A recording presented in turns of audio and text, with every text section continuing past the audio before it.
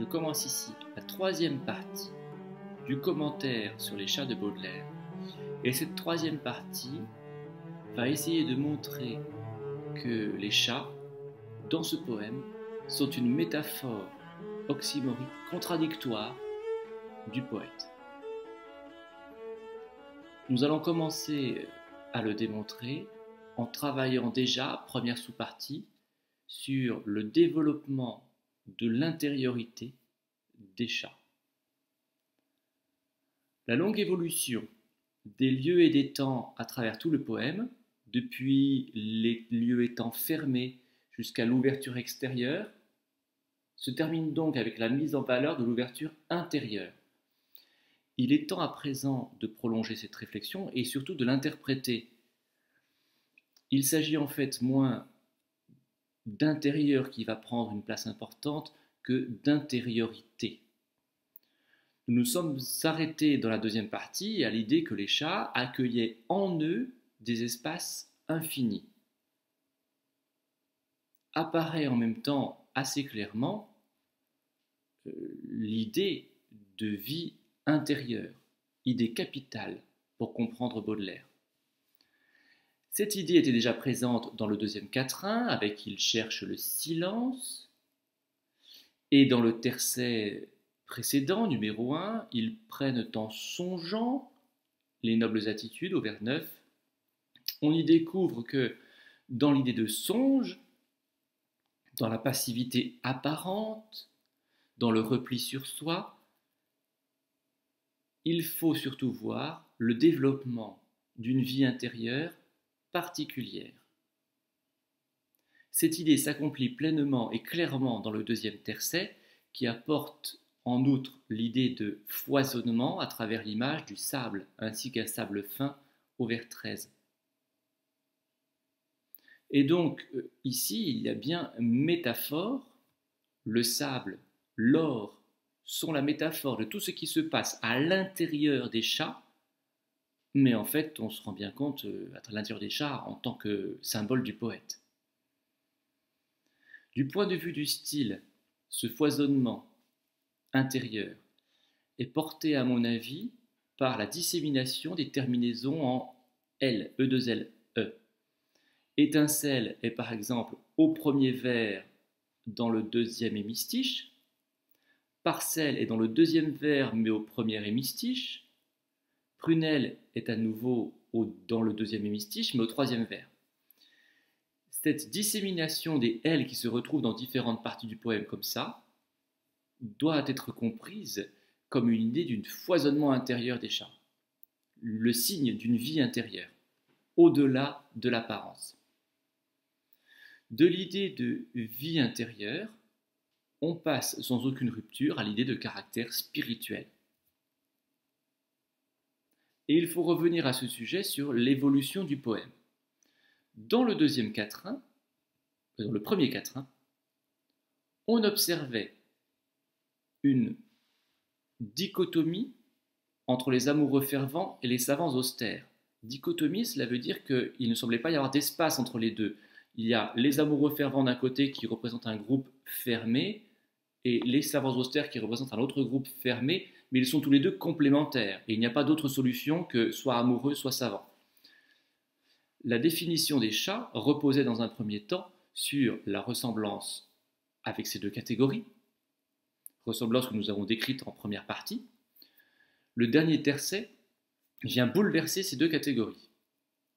En effet, les adjectifs et les noms utilisés dans la fin du poème quittent complètement les champs lexicaux du physique ou de l'intellectuel, champs lexicaux qui étaient portés physiques par les amoureux fervents et intellectuels par les savants austères. Magique apparaît au vers 12, c'est surtout l'expression prunelle mystique qui nous oriente vers l'idée que les chats représentent ont un accès à la spiritualité. Outre l'adjectif mystique, qui est explicite, les prunelles sont ordinairement comprises comme la porte de l'âme, partie du corps privilégiée pour évoquer un caractère spirituel de l'animal. Cette expression est d'autant plus importante qu'elle clôt le poème et qu'elle va clore toute l'évolution du poème. De la mise en valeur de l'intérieur, on passe à l'idée d'intériorité, puis à une idée d'exploration spirituelle. On peut enfin comprendre dans le poème de Baudelaire que face à cette vie intérieure, l'attitude des autres, l'attitude de la société est l'incompréhension. Le regard extérieur, arbitraire et subjectif dont nous parlions en première partie, ce regard ne voit que l'apparence et ne comprend pas la vraie nature des chats. Il se pose également, nous dit Baudelaire, non pas sur les chats en fait, mais sur le poète. Tout dans le chat indiquait un caractère paresseux. Le terme frileux, le terme sédentaire, le terme silence, le terme allongé, même encore jusqu'au vers 6. C'est bien ainsi que le poète, nous dit Baudelaire, est conçu par la société. Sa production semble inutile, son activité vaine, mais le poème nous montre aussi l'autre face du poète. Son travail est ailleurs, son travail est spirituel. Il y a donc un espace possible entre les amoureux fervents et les savants austères, et cet espace possible, c'est celui du poète. Il y a un espace possible entre le corps et l'esprit, c'est celui de l'âme et de la spiritualité. Une troisième catégorie, donc, incomprise de la société. C'est pour cela que Baudelaire n'en parle pas en premier quatrain où il développait les idées habituelles de la société. Et donc une catégorie dont la production n'est visible qu'à un œil exercé. Tout ce que nous avons vu dans cette sous-partie, donc où on essaye de montrer que les chats, symbole de spiritualité, représentent en fait le poète, n'est pas uniquement raconté dans ce poème. Baudelaire, en fait, il fait de nombreuses allusions dans l'intégralité des Fleurs du Mal, où il montre évidemment le poète incompris depuis les premiers poèmes, depuis le poème Bénédiction, depuis le poème L'Albatros, qui sont les deux premiers poèmes des Fleurs du Mal. On voit bien que le poète est incompris, et donc il est normal que l'on retrouve ici cette idée. Avec la deuxième sous-partie, destinée à montrer que les chats sont une figure contradictoire, je souhaite démontrer que le poème propose surtout du poète une définition indéfinie, une sous-partie qui est particulièrement complexe à comprendre. Le poème nous permet-il de définir plus précisément le travail du poète? Quelle est cette production dont nous parlions auparavant et qui est visible seulement à ceux qui ont l'œil exercé et qui n'est pas visible en apparence? Pour l'instant, les seules caractéristiques que nous avons pu tirer du poème pour comprendre le poète sont son caractère résolument spirituel, résolument incompris et résolument incompréhensible. Au-delà de ces constatations, le poète semble en effet insaisissable. On ne peut pas nier un caractère parfaitement contradictoire si on regarde le poème dans son ensemble. La figure des chats, donc celle du poète, est marquée par des contradictions confuses et nébuleuses et donc très difficiles à comprendre. Avant le deuxième tercet, il n'y a aucune compréhension possible, de toute façon déjà. Et Baudelaire a construit des contradictions entre le premier quatrain et le deuxième quatrain, pour la passivité, puisque le chat semblait passif dans le premier quatrain et plutôt actif dans le deuxième quatrain. Il a construit une autre contradiction entre le deuxième quatrain et le premier tercet pour l'activité, puisque dans le deuxième quatrain, il semblait actif mais refusait d'être serviteur, tandis que dans le premier tercet, il semblait passif mais en même temps quand même avoir une certaine activité. Dans le premier quatrain et le premier tercet, on a une opposition, puisque les lieux sont traités différemment, ils sont enfermés, ils ne sont plus enfermés, et le temps de même, ils sont enfermés dans un certain temps et ils ne sont plus enfermés dans le temps. On a également une contradiction entre le deuxième quatrain et le deuxième tercet, pour les ténèbres, puisque le deuxième quatrain propose les ténèbres, le deuxième tercet propose la lumière. Et on a enfin une dernière contradiction entre le premier tercet et le deuxième tercet pour les lieux et les temps, puisque le premier tercet propose un lieu infini mais à l'extérieur des chats, lieu dans lequel les chats pourraient aller, tandis que le deuxième tercet propose un lieu infini mais à l'intérieur des chats. Cette fois-ci, c'est le lieu infini qui vient dans les chats. Donc, on en arrive, et c'est bien normal, on en arrive à l'idée qu'on ne s'en sort pas, et que les chats sont en fait une figure contradictoire avec une définition totalement insaisissable. On rappelle quand même les chats, donc le poète est une personne complètement insaisissable. On assiste donc de la part de l'auteur à une réelle volonté de créer la confusion, de créer une figure oxymorique. Si on admet quand même que le deuxième tercet va clore cette contradiction, que le deuxième tercet va clore cette évolution incompréhensible, cela peut être vrai, mais elle ne l'efface pas entièrement. Comme on peut le voir, elle clôture en effet l'opposition entre activité et passivité, d'une certaine façon. Elle conclut à la passivité assumée. Elle conclut aussi la réflexion entre intérieur et extérieur. Mais parmi ces contradictions, d'autres, comme celles qui opposaient la lumière et les ténèbres, ne sont pas résolues. De même, dans ce tercet, on assiste surtout à une absence de définition dans le sens même grammatical. En effet, dans les 4 derniers vers, un fait est remarquable, un fait grammatical est remarquable. On peut observer que les articles définis, que je rappelle, le lalé et l'apostrophe, les articles définis disparaissent complètement. Il n'y a que 2 possessifs qui sont reliés directement au sujet du poème, les chats, et qui donc n'avancent à rien. On a un rêve, d'étincelles, des parcelles, un sable, donc uniquement des articles indéfinis.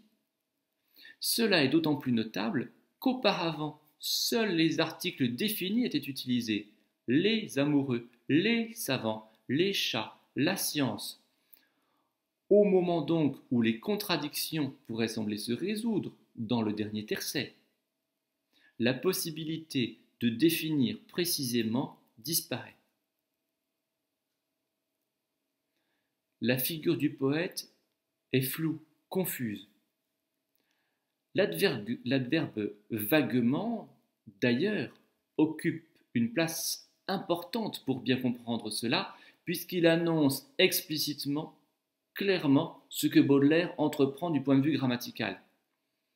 Enfin, la figure du sphinx, que l'on peut rappeler du tercet précédent, pèse quand même sur la définition finale. Le sphinx, dans la mythologie grecque, est la figure de l'énigme. C'est le monstre qui pose des énigmes que l'on ne sait pas résoudre. Elle nous apprend donc, cette figure, que le dernier tercet ne va pas donner une définition claire du poète, mais qu'il va donner une définition énigmatique du poète, à travers l'idée, à travers l'image des chats. La seule idée, donc, que l'auteur souhaite nous faire comprendre est précisément que la figure du poète est incompréhensible, qu'on ne peut pas la définir, et surtout, en fait, qu'on ne doit pas la définir sous peine de l'enfermer dans maison, saison. Je passe maintenant à la 3e sous-partie, qui concerne cette fois, comme annoncé plus haut, le travail du poète. Après avoir défini qui était le poète, ou essayer de définir en tout cas qui était le poète, on peut peut-être voir la matière qu'il travaille. Insaisissable, le poète l'est justement à cause de cette matière qu'il travaille. On perçoit clairement ici, sous une forme imagée, sous une forme métaphorique, que le poète travaille dans le silence et l'horreur des ténèbres. Cela semble nous montrer un rapport du poète avec le monde souterrain. Cette idée apparaissait déjà dans la mythologie grecque avec le mythe d'Orphée. Il s'agit en fait davantage ici d'un ailleurs inconnu que l'on retrouvera chez d'autres poètes comme Rimbaud, et les ténèbres n'en sont en fait encore qu'une image. C'est-à-dire quand on dit il cherche le silence et l'horreur des ténèbres, cela veut dire que son travail s'effectue à partir d'une matière qui est elle-même indéfinissable, qui est elle-même obscure, confuse. Voilà indiquer la matière que le poète doit travailler. Pourtant, il ne reste pas dans cet ailleurs, il ne reste pas dans ces ténèbres, dans ce monde funèbre. Les chats d'ailleurs refusent de rester dans ce monde funèbre et d'en être les esclaves. Et c'est encore la figure du sphinx aussi qui nous permet de le dire, puisque les sphinx sont la porte, le gardien du tombeau, et c'est la figure la plus adaptée pour définir le poète entre le monde des ténèbres, qui ne sera pas très loin d'ailleurs du monde qui apporte le spleen et la mélancolie à Baudelaire, et le monde, notre monde à nous, où Baudelaire va transmettre ce qu'il ressent, et qui est peut-être le monde dans lequel il va pouvoir créer une sorte d'idéal avec sa poésie. C'est en tout cas ce que l'on perçoit dans le dernier tercet. Le lien que les chats entretiennent avec la lumière, et qui n'efface pas bien sûr leur lien avec les ténèbres, comme je l'ai dit, nous les présente comme de réels alchimistes qui transmutent pour le monde humain, pour nous, ce qu'ils ont perçu dans leur inspiration, dans leur génie et dans ce qu'ils pensent être un autre monde. Tout le vocabulaire utilisé concourt à cette interprétation. Baudelaire ne parle pas sans conscience des parcelles d'or, des étincelles magiques. Ce sont des expressions qui conviennent parfaitement à une telle activité d'alchimiste. Ce sont également des idées que l'on retrouve non seulement dans les chats, mais tout au cours du recueil de Baudelaire. Ainsi, pour conclure, les poètes ne peuvent pas être définis parce qu'ils appartiennent, selon Baudelaire, à deux mondes en même temps. Leur fécondité vient de ce qu'ils traduisent les signes de l'autre monde pour notre monde à nous.